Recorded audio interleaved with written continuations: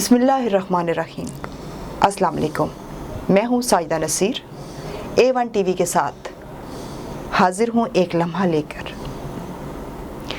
दुनियाई सहाफ़त का ज़िक्र आते ही बहुत से नाम जहन में गर्दिश करते हैं। इनमें से एक नाम मज़हर बरलास।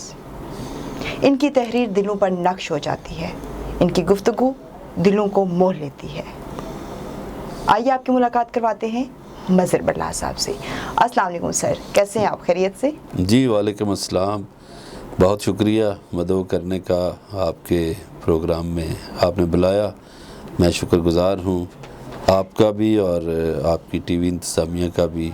सहाफ़त का आगाज़ कब किया?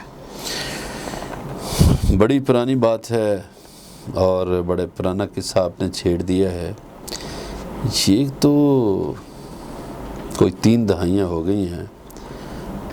लाहौर से मैंने सहाफ़त का आगाज़ किया था। मैं पढ़ा भी लाहौर में हूँ, गवर्नमेंट कॉलेज लाहौर में मैं पढ़ा हूँ। कॉलेज के दौर में भी मैं कॉलेज मैगज़ीन का असिस्टेंट एडिटर था। कॉलेज गज़ट में भी मैं तहरीरें लिखता था और शायरी करता था। तो हमारे गवर्नमेंट कॉलेज लाहौर का एक ख़ास माहौल होता है, जो वहाँ जिस शोबे का भी कोई इंसान हो उसे पॉलिश कर दिया जाता है। कोई अदब का हो, कोई आर्ट का हो, कोई म्यूज़िक का हो, कोई फूलों से मोहब्बत करता हो, कोई तस्वीरें बनाता हो या कोई खेलता हो। उनकी सलाहियतों को उजागर कर दिया जाता है। जी बिल्कुल, उनकी सलाहियतों को उजागर किया जाता है। तो मैं लिखने से वाबस्ता था, लिखता रहा।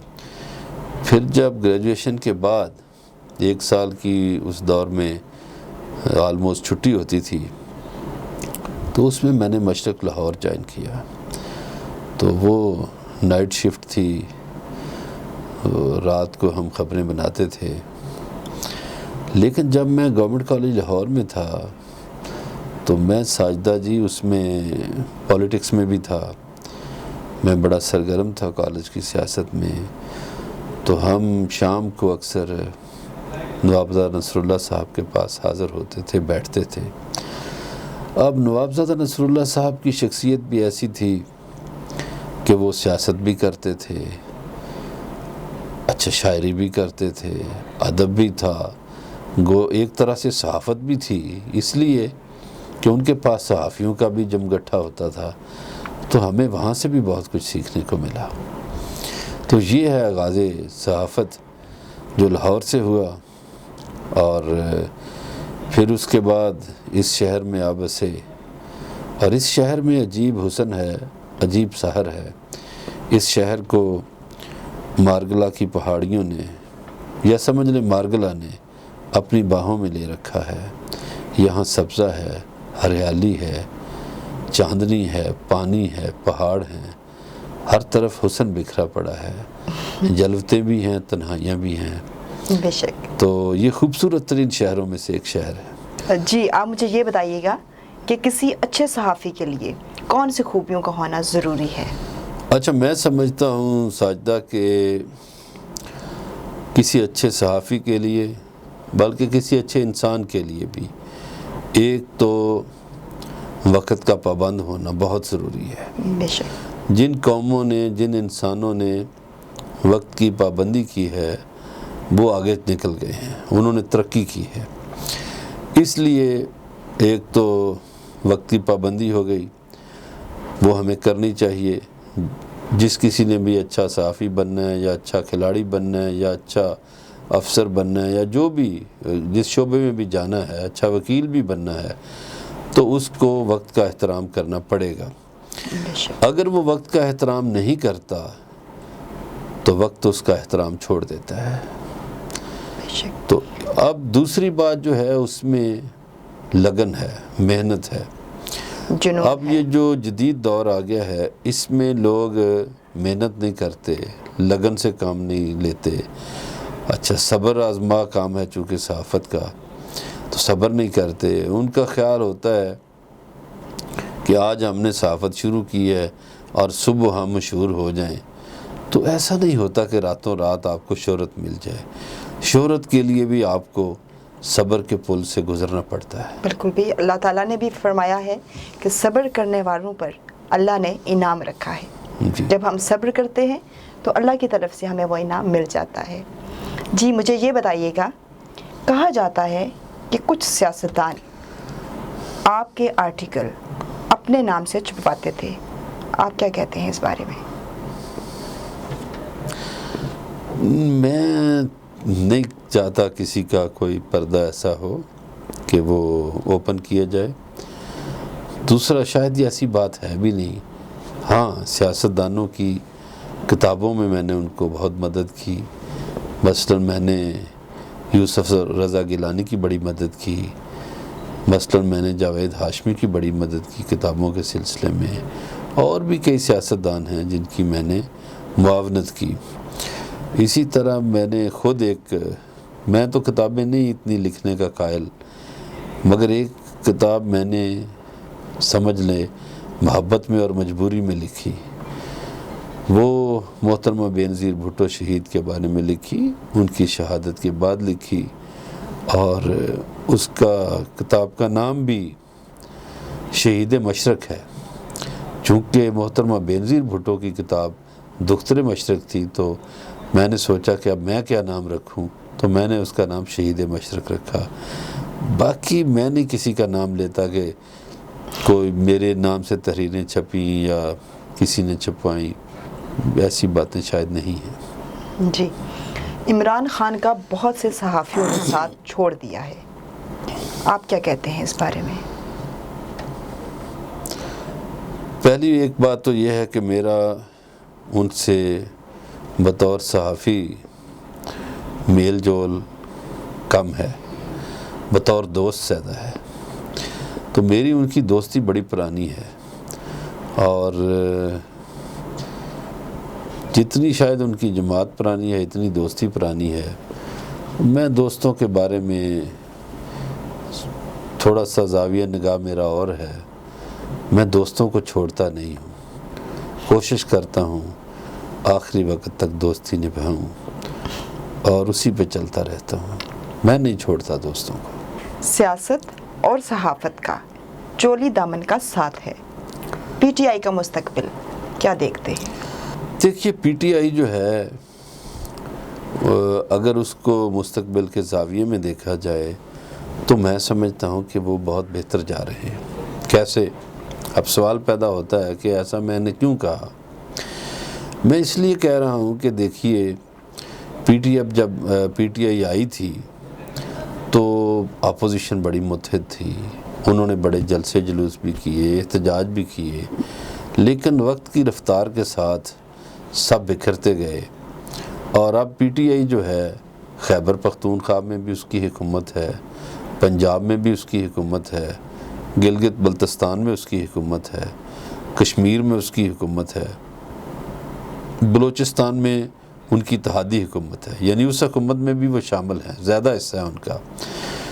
تو سندھ میں ایک بڑی اپوزیشن ہے، سندھ اسمبلی میں پیپلز پارٹی کے بعد جو نمبر ہے وہ پی ٹی آئی کا ہے، اور اب اگر سندھ میں پیپلز پارٹی کا کوئی مقابلہ پارٹی کرے گی تو وہ پی ٹی آئی ہوگی۔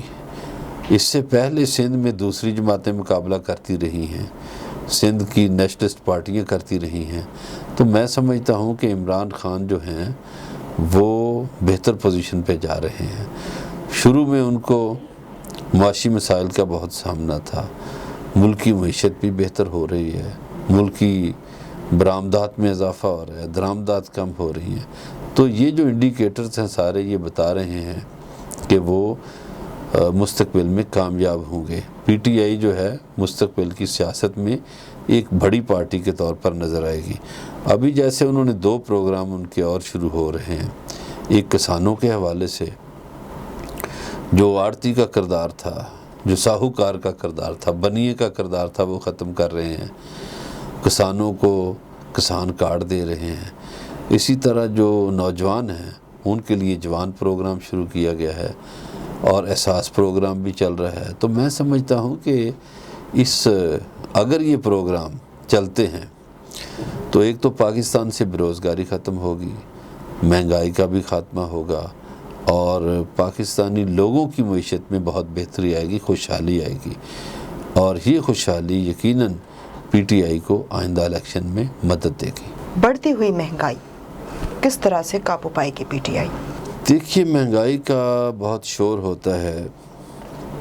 ایک نیو یارک سے رپورٹ شائع ہوئی ہے 2-4 روز پہلے، اس میں یہ کہا گیا ہے کہ دنیا میں رہن سہن اور خوراک سب سے سستی زندگی جو ہے پاکستان میں ہے، رہنے سہنے کے حوالے سے۔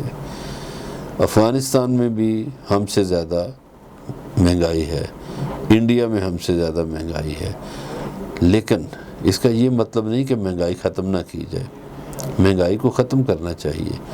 ہمارے ہاں سستی زندگی ضرور ہے، رہن سہن سستا ضرور ہے، لوگوں کی ضروریات بمشکل پوری ہو رہی ہیں، مگر حکومت کو یہ چاہیے کہ وہ لوگوں کی زندگیوں میں آسانیاں پیدا کرے، اور حکومت کوشش بھی کر رہی ہے کہ وہ آسانیاں پیدا کر سکے۔ ایک سوال یہ جو ابھرتا نا مہنگائی والا، جی، تو اس کے پیچھے لوگ نہیں دیکھتے کہ ہمارے ہاں 35-40 سالوں میں یہ ہوا کہ جو بندہ 35-40 سال پہلے اپنے بیوی بچوں کے لیے روٹی کماتا تھا، اس کے بچے سرکاری اسکول میں پڑھتے تھے، سرکاری کالج میں پڑھتے تھے، اور ان کی فیسیں بہت معمولی ہوتی تھیں۔ اچھا، جو اگر کوئی بیمار ہوتا تھا تو سرکاری ہسپتال کا رخ کرتا تھا۔ اب یہ 30-35 سالوں کا جو سفر ہے، اس میں ہوا کیا کہ وہ جو بندہ اپنے بیوی بچوں کے لیے روٹی کماتا تھا، اب وہ پیسے بچوں کی فیسیں دے دیتا ہے پرائیویٹ اسکولوں میں، اب وہ پیسے بچوں کی صحت پہ خرچ کرتا ہے پرائیویٹ ہاسپٹلز کی صورت میں۔ تو وہ جو پیسے تھے جو ان کی روٹی روزی کے، وہ دراصل چلے گئے تعلیم میں اور صحت میں، تو روٹی کے لیے کچھ بچا ہی نہیں۔ تو اس لیے لوگوں کو مہنگائی زیادہ لگتی ہے۔ میں سمجھتا ہوں کہ حکومت کو ان 2 سیکٹرز میں بہتری لانی چاہیے، ایک تعلیم میں، ایک ہیلتھ میں۔ تعلیم میں تو انہوں نے ایک طرح سے پرائمری سطح پر تو یہ کر دیا ہے کہ یکساں نصاب تعلیم، اس کا بڑا فائدہ ہوگا۔ یہ جو مہنگی فیسیں لینے والے اسکول تھے، انہیں یقیناً نیچے آنا پڑے گا، بالکل، اور سرکاری اسکولوں میں اب لوگوں کا رش بڑھے گا، لوگوں کی تعداد بڑھے گی۔ جی، سرکاری اسکولوں میں اکثر لوگ کہتے ہیں کہ وہ معیار تعلیم نہیں ہوتا، آپ کیا کہتے ہیں اس بارے میں؟ اس میں بھی دیکھیے، ہمارے بہت سے سرکاری افسران ملوث ہیں جنہوں نے پرائیویٹ تعلیمی اداروں کو ترویج دی۔ وہ کیسے کہ پرائیویٹ تعلیمی ادارے، جیسے ہمارے ملک میں کرپشن کا ایک بازار گرم رہا ہے، تو پرائیویٹ تعلیمی ادارے ملی بھگت سے بورڈز کے ساتھ مل کر اپنے بچوں کو پوزیشنیں دلواتے ہیں، اور پھر ان پوزیشنوں کی بنیاد پر وہ اخبارات میں اشتہارات چھپواتے ہیں۔ پھر ان کالجوں کا رخ کرتے ہیں بہت سے اسٹوڈنٹس اپنے والدین کو مجبور کرتے ہیں کہ ہمیں فلاں کالج میں پڑھنا ہے۔ تو اس میں سمجھتا ہوں کہ سرکار کا بہت دخل ہے سرکاری اداروں کو کمزور بنانے میں اور پرائیویٹ تعلیمی اداروں کو مضبوط بنانے میں۔ تو سرکار کو چاہیے کہ وہ پرائیویٹ تعلیمی اداروں میں جو کرپشن کی بنیاد پر آگے آتے ہیں، ان کا راستہ روکیں اور سرکاری تعلیمی اداروں پر زور دیں۔ اس لیے میں زور دے کہہ رہا ہوں کہ ابھی ساجدہ ہمارے جو بچے ہیں، جی، ان کی فزیکل ایکٹیویٹی بالکل ختم ہو کے رہ گئی ہے۔ بالکل، اب جب ہم جس دور میں پڑھے ہیں سرکاری اسکولوں اور سرکاری کالجز میں، وہاں بڑے بڑے گراؤنڈ ہوتے تھے۔ اب تو 2-2 3-3 کمروں میں یونیورسٹیاں بن گئی ہیں۔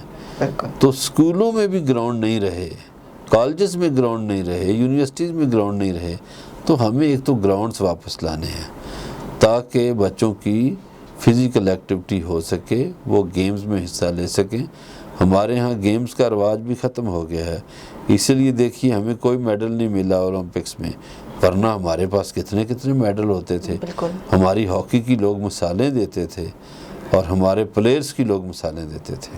ملک میں ایک لہر شدت پسندی کی جو ہے، آئے روز لڑکیاں قتل ہو رہی ہیں، بطور دانشور آپ کیا بتاتے ہیں، کیا حل ہے اس مسئلے کا، کس طرح سے اس کی روک تھام کی جا سکتی ہے؟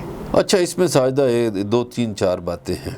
جی. ایک تو لوگوں نے دولت کی ہوس میں ڈوب کر سب کچھ بھلا دیا، اپنی مذہبی تعلیمات بھی بھلا دی، اپنی اخلاقی تعلیمات بھی بھلا دی، اور وہ دولت کے حصول میں لگ گئے. اس میں انہوں نے حرام حلال کی تمیز چھوڑ دی. بالکل. اب جب بچوں کو آپ حرام رزق کھلائیں گے تو اس کا اثر وہ ضرور دکھائی دے گا. دوسری بات یہ ہے کہ پہلے مائیں بچوں کی تربیت بہت اچھی کرتی تھیں، ان کی اخلاقیات پر زور دیتی تھی، توجہ دیتی تھی. اسی طرح جو اساتذہ تھے وہ لوگوں کے بچوں کو اپنے بچے سمجھتے تھے اور اپنے بچے سمجھ کر تربیت کرتے تھے. اب وہ تربیت کا فقدان ہے، نمبر 1.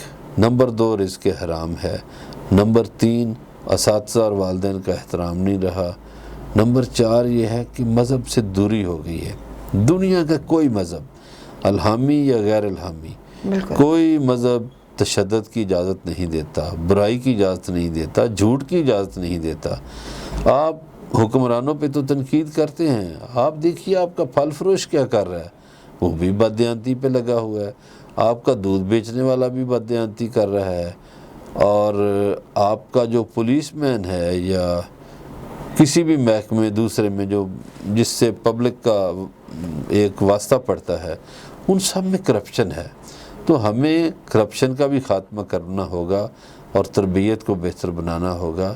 ایک اہم سوال یہ ہے کہ تشدد بڑھنے کی بڑی وجہ سزاؤں کا نہ ہونا ہے. سزائیں دی جائیں تو بالکل تشدد رک جائے گا. بہت شکریہ مظہر برلاس صاحب، آپ ہمارے پروگرام میں تشریف لائے. ناظرین، آپ نے بھی بہت کچھ سیکھا ہوگا، میں نے بھی بہت کچھ سیکھا ہے.